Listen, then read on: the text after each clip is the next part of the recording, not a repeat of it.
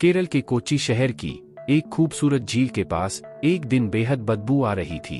वो तारीख थी 7 जनवरी साल 2018। झील के पास नीले रंग का एक प्लास्टिक का ड्रम था। उसी से ये गंदी बदबू आ रही थी। लेकिन उस ड्रम को देखा गया तो वो पूरी तरह से सीमेंटेड था। वहां के मछुआरों ने पुलिस को सूचना दी। पुलिस ने उस ड्रम को तुड़वाया तो उसमें से कोई लाश नहीं मिली। लेकिन बदबू लगातार बढ़ती ही गई। यानी ये तो समझ में आ गया कि इसमें कोई इंसान था, पर कौन, कुछ पता नहीं चल रहा था।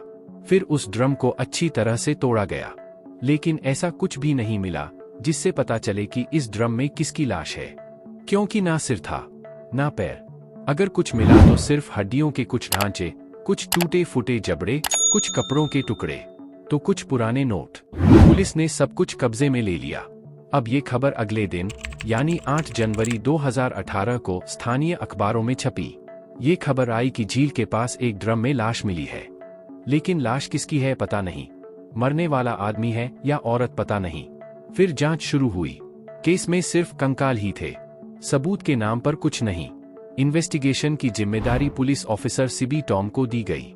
ये बड़ी से बड़ी उलझी हुई मर्डर मिस्ट्री को सुलझाने में माहिर माने जाते थे। अब ड्रम से इंसानी सबूत के नाम पर जो कुछ मिला था उसका 3 दिनों तक पोस्टमार्टम किया गया। पोस्टमार्टम की जिम्मेदारी जाने माने एक्सपर्ट डॉक्टर एन के उन्मेष को दी गई। अब ये चेक किया गया कि आखिर ड्रम से क्या क्या मिला है। जांच में पता चला कि कुछ इंसानी बाल के टुकड़े, कुछ कपड़ों के टुकड़े, 4 इंडियन करेंसी, 1 स्क्रू, 1 वॉशर, टूटा हुआ जबड़ा और बाल के छोटे टुकड़े। इनको देखकर एक्सपर्ट ने अंदाजा लगाया कि ये कम उम्र के किसी लड़के या लड़की की लाश हो सकती है, जिसकी उम्र 15 से 25 साल के बीच हो सकती है, क्योंकि देखने में हड्डियां भी छोटी लग रही थीं। पोस्टमार्टम वाली टीम के किसी एक्सपर्ट ने कहा कि ये लड़की हो सकती है क्योंकि बाल की लंबाई करीब 50 सेंटीमीटर थी। ये लंबाई औसत लड़कों के बाल से ज्यादा है। लेकिन फिर ये तय हुआ कि कई लड़के भी तो लंबे बाल रखते हैं।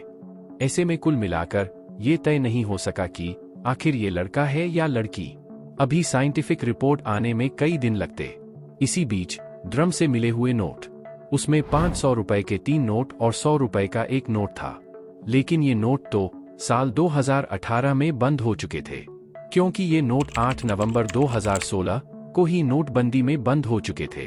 लिहाजा जांच अधिकारी ने ये मान लिया कि जिस किसी की भी ये लाश है उसकी हत्या कम से कम 2 साल पहले की गई होगी। ये मर्डर भी कम से कम 8 नवंबर 2016 से तो पहले का ही होगा। अब सवाल ये था कि 2 साल पुराने गुमशुदा लोगों की जांच की जाए। लेकिन उससे भी बड़ा सवाल था कि कैसे पता करेंगे कि गुमशुदा हुए किसी लड़के की जांच करें या फिर लड़की की। उसकी उम्र क्या होगी, 15 से 25 साल या फिर उससे भी ज्यादा, क्योंकि अभी तक कुछ भी समझ में नहीं आ रहा था। इस मर्डर मिस्ट्री ने इतना उलझाया कि जांच अधिकारी भी कुछ समय के लिए शांत पड़ गए। आखिर करें तो क्या करें। तीसरा दिन था, यानी 11 जनवरी 2018। उस दिन डॉक्टर एन के उन्मेष को हड्डी के टुकड़ों में 1 स्क्रू और वॉशर मिला। करीब 6.6 सेंटीमीटर लंबा और 2.5 सेंटीमीटर चौड़ा स्क्रू था। बारीकी से जांच करने पर यह समझ आया कि उस हड्डी के ढांचे में ये बाई एड़ी वाला हिस्सा है, उसी में ये स्क्रू फिट किया हुआ था। लेकिन उस पर कुछ ऐसा नहीं पड़ने में आ रहा था जिससे कोई सुराग मिल सके। ये जानकारी अहम साबित होगी या नहीं, ये सोचते हुए डॉक्टर उन्मेष ने सिबी टॉम को फोन कर दिया। ये बताया कि मुझे लगता है कि एक सुराग तो मिला है, लेकिन उससे कितनी मदद मिल पाएगी वो समझ नहीं आ रहा। बाईं एड़ी वाली हड्डी में 1 स्क्रू मिला है, जिसे फ्रैक्चर होने पर अस्पताल में फिट कराया गया होगा। लेकिन उस पर लिखा हुआ इतना धुंधला हो चुका है कि पढ़ना मुश्किल है। ये सुनते ही सिबी टॉम तुरंत डॉक्टर के पास पहुंचे, उस स्क्रू को अपने कब्जे में लिया और सबसे हाई क्वालिटी वाले कैमरे की मदद से उसकी फोटो लेनी शुरू की। कई घंटों की मेहनत के बाद एक छोटा लेकिन अहम सुराग मिला। असल में उस स्क्रू के टॉप पर इंग्लिश में कुछ लिखा था। वो शब्द था। अब इसके बारे में गूगल पर सर्च किया गया तो पता चला कि ये पुणे की कंपनी है जो पूरे देश में ऐसे स्क्रू की सप्लाई करती है जिसे सर्जरी में इस्तेमाल किया जाता है। अब ये पता करना था कि आखिर इस स्क्रू का इस्तेमाल कोच्चि या एर्नाकुलम जिले के किस हॉस्पिटल में हुआ था? किस मरीज के लिए ये इस्तेमाल किया गया होगा? ये बड़ी चुनौती थी। अब तक ये भी पता नहीं था कि आखिर ये किस साल में लगवाया गया होगा। मतलब कुल मिलाकर सुराग तो मिला, लेकिन उसमें ऐसा कुछ भी नहीं था जिससे उस मरने वाले की पहचान मिल जाए। कातिल और कत्ल की वजह का पता लगाना तो बहुत दूर की बात थी।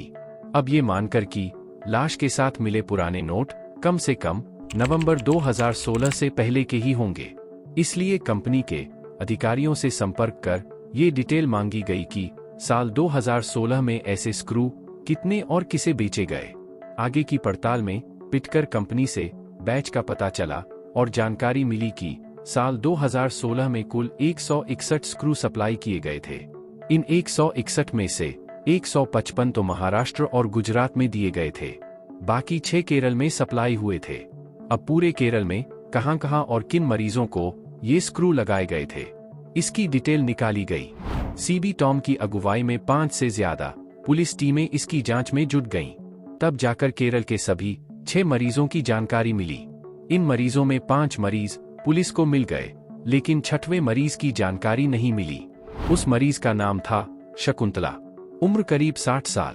वो महिला थी, लेकिन पुलिस को शुरुआती जांच से लगता था कि मरने वाले की उम्र तो 15 से 25 साल होगी, इसलिए उम्मीद कम लग रही थी। लेकिन इसके अलावा कोई ऑप्शन भी नहीं था, लिहाजा पुलिस की जांच इसी दिशा में आगे बढ़ी। अब जिस अस्पताल में मरीज शकुंतला की बाई एड़ी में स्क्रू फिट किया गया था, वहां जाकर जांच की गई। उस मरीज को किसने भर्ती कराया गया था, उसका नाम निकाला गया। तब अस्वती का नाम मिला। रिश्ते में ये शकुंतला की बेटी लगती थी। अब पुलिस उस अस्वती के पास पहुंची। पूछा गया कि शकुंतला कौन है और अब कहां है। जवाब मिला कि कई साल से वो उनके संपर्क में नहीं है। पुलिस ने सवाल पूछा कि आखिर कब से, मतलब कितने साल से। अस्वती ने बताया कि आखिरी बार उसकी मुलाकात 19 सितंबर 2016 को हुई थी। उसके कुछ दिन बाद वो शकुंतला यानी अपनी मां से मिलने गईं, तो वो दिल्ली जा चुकी थीं। लेकिन उसके बाद कभी कोई संपर्क नहीं हुआ। अब लगता है कि वो कहीं गायब है। इस बारे में पुलिस ने सवाल पूछा कि आखिर उनकी गुमशुदा होने की रिपोर्ट क्यों नहीं दर्ज कराई। तब उसने बताया कि मेरी और मां के बीच रिश्ते अच्छे नहीं थे, इसलिए मुझे लगा कि वो सच में कहीं चली गई हैं। लिहाजा पुलिस में कोई शिकायत नहीं की। अब पुलिस को काफी हद तक लग गया कि उस नीले ड्रम में जिसकी लाश थी वो शकुंतला की हो सकती है, लेकिन अभी भी पुख्ता सबूत नहीं मिला था। अब पुलिस ने लेफ्ट एंकल में लगी स्क्रू के बारे में जानकारी मांगी तो पता चला कि 1 सितंबर 2016 को किसी ट्रक वाले ने उसकी मां शकुंतला की स्कूटी में टक्कर मार दी थी, जिससे वो काफी चोटिल हो गई थीं। उनका बायां पैर फ्रैक्चर हो गया था। उसी के इलाज के दौरान अस्पताल में बाई एड़ी में स्क्रू फिट किया गया था। ये सब कुछ कोच्चि के वीकेएम अस्पताल में हुआ था। चूंकि उसी अस्पताल से शकुंतला और उसकी बेटी अस्वती की डिटेल मिली थी, इसलिए काफी हद तक ये समझ में आ गया कि मरने वाली शकुंतला ही है। लेकिन फिर भी सबूत के तौर पर बेटी अस्वती का डीएनए सैंपल लेकर जांच कराने के लिए भेज दिया गया। लेकिन अब सवाल ये था कि अगर ये शकुंतला है तो उनका मर्डर क्यों किया गया, किसने मर्डर किया और उसके पीछे की वजह क्या है। सवाल ये भी था कि बेटी और मां में ऐसा क्या रिश्ता था कि उसे 2 साल में कभी कोई चिंता नहीं हुई। लिहाजा पुलिस ने अस्वती की पूरी डिटेल निकालनी शुरू की। इसके साथ ही शकुंतला का बैकग्राउंड भी खंगाला गया। इसमें भी पूरी कहानी उलझी हुई मिली। लेकिन जब उसे सुलझाया गया तब मर्डर, कातिल और कत्ल सबकी वजह सामने आई। पहले पुलिस ने अस्वती की डिटेल निकाली तो पता चला कि वो सुधी नाम के एक लड़के से प्रेम करती थी। लेकिन शकुंतला इस रिश्ते के काफी खिलाफ थी। वो नहीं चाहती थी कि बेटी अस्वती उस लड़के से शादी करे। इस वजह से कई साल पहले अस्वती अपने प्रेमी सुधी के साथ घर छोड़कर चली गई।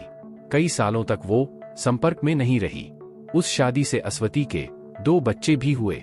इधर शकुंतला ने लॉटरी खरीदने बेचने का धंधा शुरू कर लिया था। वो स्कूटी से आती जाती थी। साल 2015 की ही बात है जब अस्वती और सुधी के बीच रिश्ते खराब हो गए और दोनों में तलाक हो गया। इसके बाद अस्वती साल 2016 के शुरुआती महीने में ही अपने दोनों बच्चों को लेकर मां शकुंतला के पास आ गई। कोच्चि के उसी इलाके में मां और बेटी साथ रहने लगी। उसी समय अस्वती की मुलाकात टीएम सजित से हुई। Sajith SPCA society for prevention of cruelty to animals में कार्यरत था। दोनों एक दूसरे से प्यार करने लगे थे। सजित कई बार अस्वती के साथ ही उसकी मां वाले मकान में ही रहता था। इस तरह अस्वती और उसके दोनों बेसहारा बच्चों को सहारा मिल गया था। लेकिन अस्वती की मां शकुंतला को ये सब कुछ अच्छा नहीं लगता था। अब पुलिस ने अस्वती से पूछा कि सजित कहाँ है। तब इस पूरी जांच में एक और बड़ी चौंकाने वाली बात सामने आई। अस्वती ने बताया कि इसी साल 2018 में 9 जनवरी को सजित की अचानक मौत हो गई। उसे कार्डियक अरेस्ट हुआ था। ये वही तारीख थी जिस दिन स्थानीय अखबारों में झील के किनारे नीले ड्रम में लाश मिलने की खबरें छपी थी। अब जांच अधिकारियों को ये अजीब इत्तेफाक वाकई चौंकाने वाला लगा। पुलिस को यकीन नहीं हुआ कि आखिर ये कैसे हो सकता है कि उसी दिन सजित की मौत हो गई। इसका पता लगाने के लिए पुलिस ने उस हॉस्पिटल से लेकर पोस्टमार्टम करने वाले डॉक्टरों से पड़ताल की। तब पता चला कि वाकई अटैक आने से मौत हुई थी। लेकिन ये इत्तेफाक बेहद अजीब था। लिहाजा पुलिस अब सजित का बैकग्राउंड तलाशने लगी। सजित की जानकारी जुटाई गई तो पता चला कि सागिर नाम की लड़की से उसकी पहले ही शादी हो चुकी थी। उसका एक बच्चा भी था। अस्वती से उसका एक्स्ट्रा मैरिटल अफेयर चल रहा था। पुलिस ने सजित के कुछ दोस्तों से पूछताछ की तो ये भी पता चला कि उससे शकुंतला काफी नाराज रहती थी। इसके बाद पुलिस ने सजित की पत्नी से पूछताछ की। उसमें पता चला कि हाँ, ये बात सच है कि उसका एक्स्ट्रा मैरिटल अफेयर था। फिर पुलिस ने अस्वती से जानकारी जुटाई कि आखिरी बार जब शकुंतला गायब हुई थी तब क्या हुआ था। अस्वती ने बताया कि मां के पैर का ऑपरेशन कराने के लिए 1 सितंबर 2016 को अस्पताल में भर्ती हुए थे।